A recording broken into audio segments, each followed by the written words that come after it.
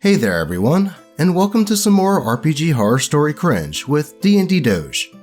In today's episode, we have a tale about a dungeon master that basically forces a player to play a paladin, even though they don't want to. A story about why it's what my character would do isn't always a bad thing, and more. But before we get into those, here's a quick word from Ziggy. For favor, del mi gusta, commenta y suscribete. He's such a wise kitty. Now, with that said, let's get into these stories. Why I'll Never Play Paladin Again, by Reddit user Creative Rainy.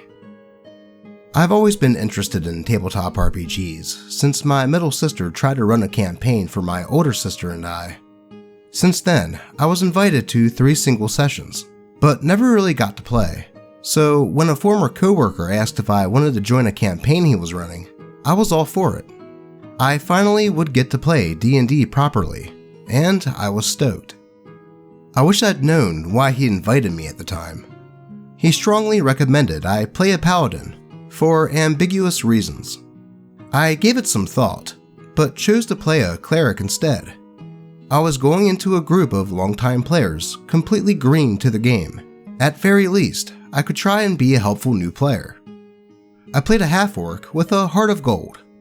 At the time, I thought I'd have the 5th edition Relentless Endurance, which for me meant that I could get up and keep healing the party. As it turned out, we were playing 3.5. Fair enough, but the character was rolled up anyways. I gave her a simple backstory. Human mother, kidnapped by orcs for gross reasons, the DM's insistence. She managed to escape, and I had my character. Then, my character's father returned, slaughtered the village, but left my character alive because he recognized her mother in the group.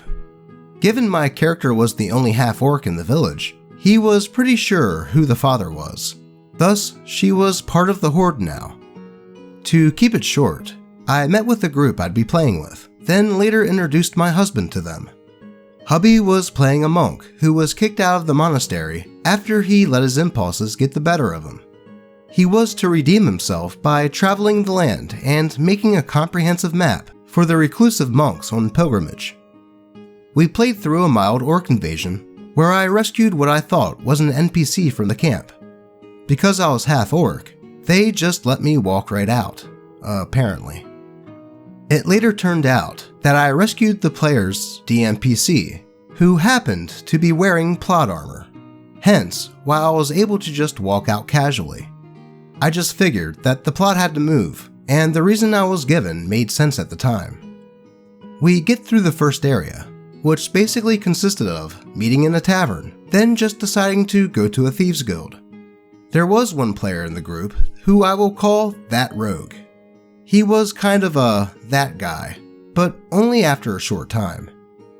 He was part of the Thieves Guild story-wise, and a secret prince. Apparently the Thieves Guild worked for the royal family. There was a coup, and the royal family was dethroned, so the prince was taken into the guild to hide. A member of the guild decided that he was going to have a second coup, and turned on the prince. This was all done in a conversation between the NPC and the DMPC, so basically, the player was told to shush while the DM talked to himself. After the roleplay section was over, we were told that we had to go to a dungeon to get a special item for the prince to regain his throne. It should be mentioned that at this time, the DM told everybody my backstory was different. Now, my character was the daughter of an orcish god, and he was calling her to be a paladin. This god was a character DM played in an old campaign, who just so happened to overthrow and replace a deity for justice reasons. DM then gives everybody magic books that basically worked like the time chamber in Dragon Ball Z.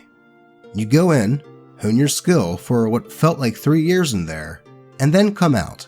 Except they only gave you levels in your class. And lo and behold, mine was a paladin book. I was told that I could choose not to. However, this would leave me as a level 2 cleric in a 5th level party. With a challenge rating to match the majority level, I had to take it. That's when that rogue started being that guy. As well, the DM was starting to mock my husband anytime he did something, and I mean any time. He tried to break out of jail.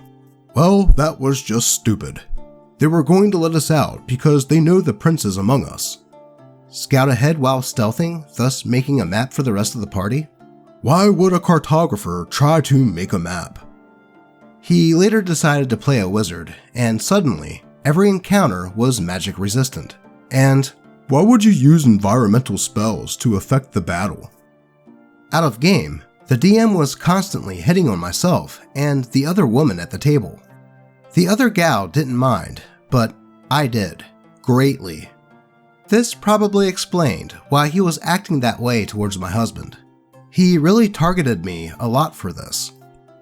That rogue proceeded to fall harder on being that guy as this was happening. It wasn't just hubby though. I was mocked for trying to play my character as a cleric over a paladin. The DM would outright tell me to just be a paladin. Finally frustrated, I had my character exit the party and just rolled up a pure paladin. I tried to give him the backstory of searching for his daughter to reconcile. The daughter had fallen to be neutral evil, and he was trying to save her and bring her back around. The DM hated that idea, and told me that my character would have to either kill or disown his daughter because she was evil now. He also basically hijacked my character so I'd be forced to initiate combat, even if I wanted to prepare ahead of time or avoid an encounter because we weren't ready for it yet. Thus, I'd be forced to start the fight and finish it. I don't know if this suspicion is true, so I won't say for sure, but it felt like he'd fudged the numbers, so I got the last hit every time. My paladin was his pet project, his little delight, his character. I was just an accessory. Finally, out of game, that rogue came to visit my place. He asked hubby and I if we noticed how DM was acting. We did. That rogue softly cursed and finally told me why DM wanted a paladin so badly. He wanted to change the alignment of the whole party. As opposed to banning evil characters, he just forced it by adding a paladin. When that rogue saw what DM did with the books, he had had enough. He vowed to be the worst player DM had ever seen. He also was not happy with how often DM was flirting with me, despite me being married. He then asked me if I was comfortable with a little plan he had. He was going to corrupt my paladin. He and another player were conspiring to do this, but wanted my permission first. I told them go ahead, and I'd come back as the paladin's daughter, looking to avenge her father. It turns out we didn't have to. The DM never hosted any of the games at his house. No, it was that rogue's house. That rogue had a roommate who DM butted heads with a lot. He would schedule games during that rogue's shifts so he couldn't play, as well as trying to override house rules the roommate had made. These weren't unreasonable rules either. It was something like use an ashtray, open the window while you smoke, reasonable requests. He overstepped big time at one point, and suddenly D&D was cancelled. Since then, I haven't really found a good group for my husband and I. It was so much of a negative experience that I just feel gross at the idea of playing a paladin. But not all bad came out of it. I decided to sit down and start working on a campaign on my own, and I'm waiting for a third player. I'm taking up the mantle of DM, with the promise to be better. I'm working on scheduling a game for my hubby and his coworkers. Man, I can understand why the prospect of playing a paladin again would be sour to OP. That DM was a bit much, with the way he was controlling, to the point of making OP change classes or be levels below the other players, to just downright make it so that the paladin was essentially the star of the campaign. Then there was the whole being a dick to OP's husband, while hitting on OP and the other women at the table. Honestly, they should have left way before the game was cancelled due to the DM purposely breaking the rules of that rogue's roommate. but the allure of clacking some dice is a powerful beast. Thankfully, it sounds like OP is going to play again, and this time as a DM. So I wish you luck in your endeavors, and may your players and game be epic. Let's move on to the next one.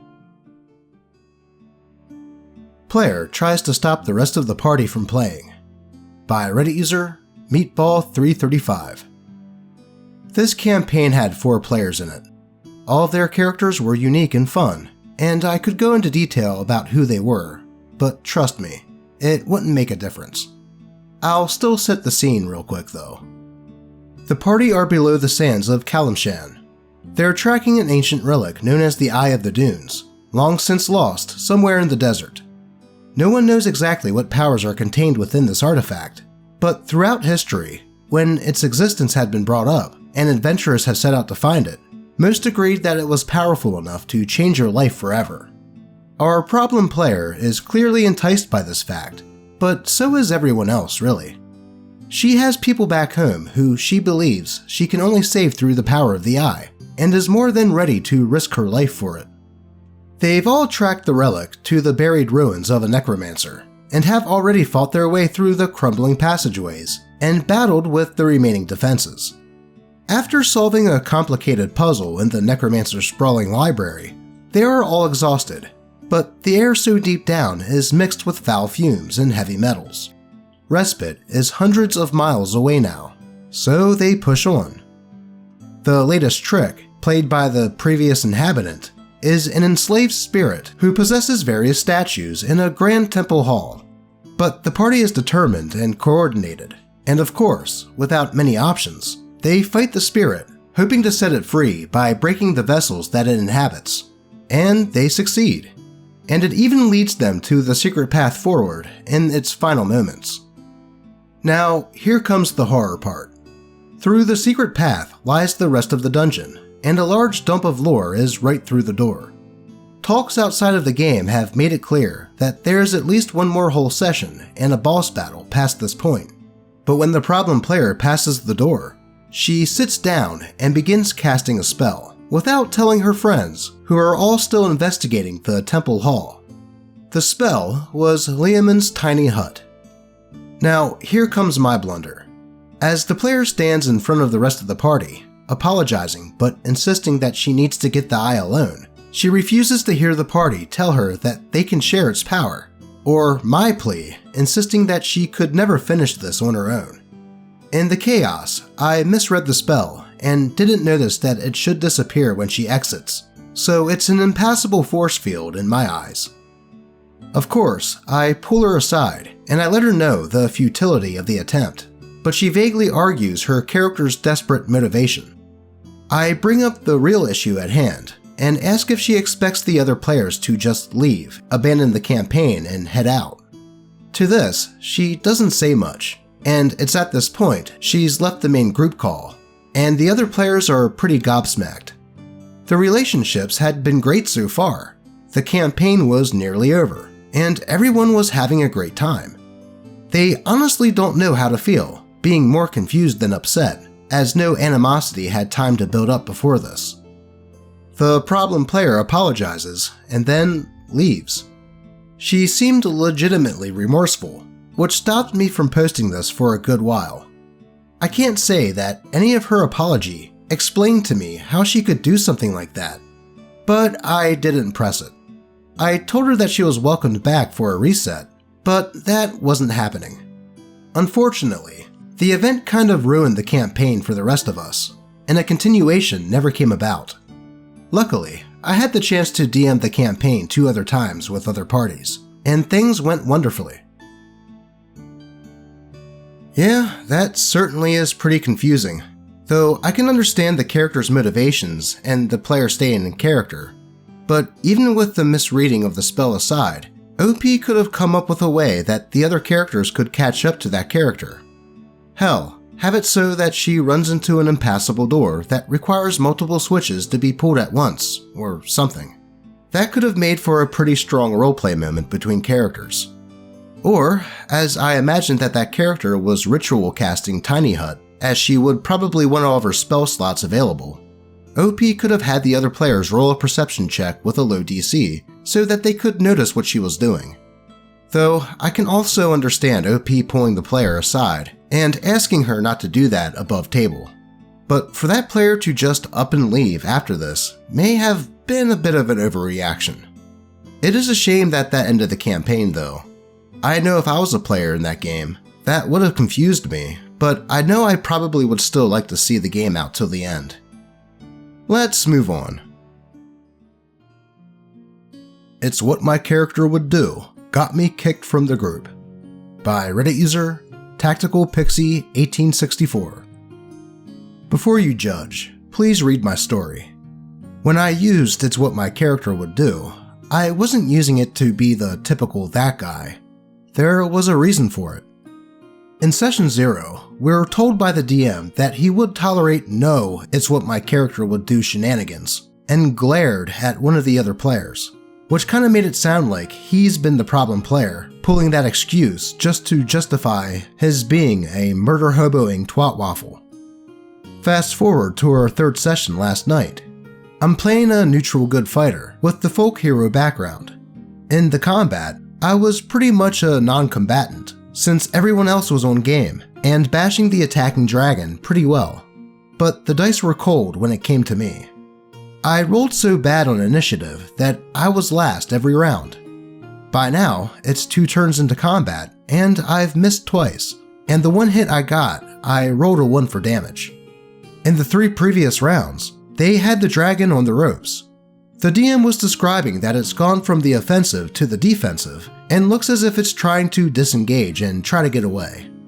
In its desperation, it blew a gout of flame and set fire to a large house.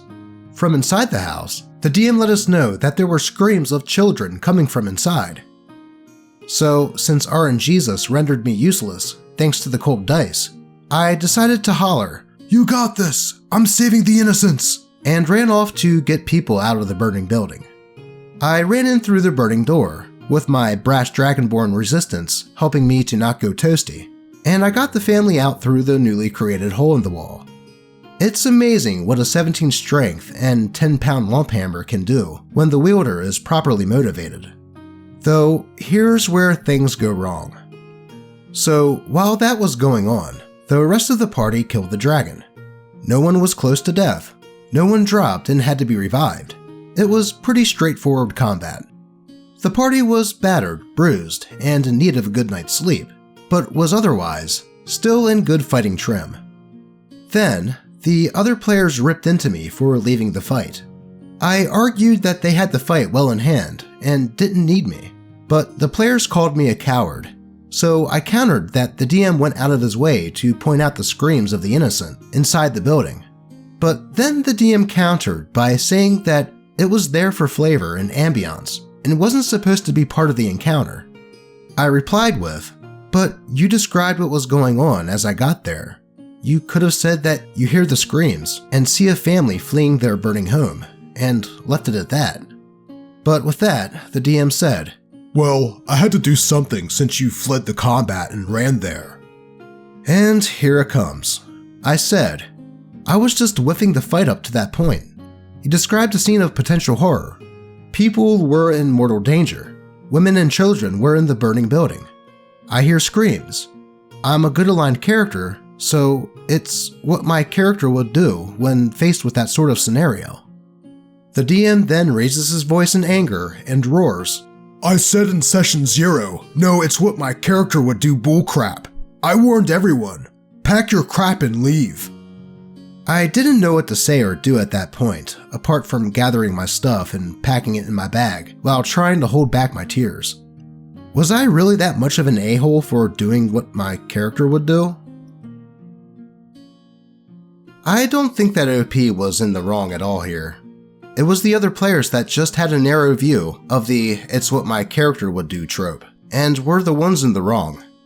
I mean, sure, when these stories have the "it's what my character would do" moments, it's usually in the context of a that guy using it as an excuse to do horrendous crap in roleplay, or just be generally annoying. In reality, anyone who plays a role-playing game like Dungeons & Dragons should be doing what their character would do, as that is exactly what role-playing is. And with OP's character being good aligned, it would make sense for them to go and save women and children from potential death via fire. So I don't think OP should feel bad at all for this. In fact, I take it as a blessing in disguise, as those players and DMs sound like they could have potentially been a nightmare to play with. No D&D is better than bad D&D, and them kicking you out leaves you with an opportunity to find a better group of people to play with. But that is all the time we have for today.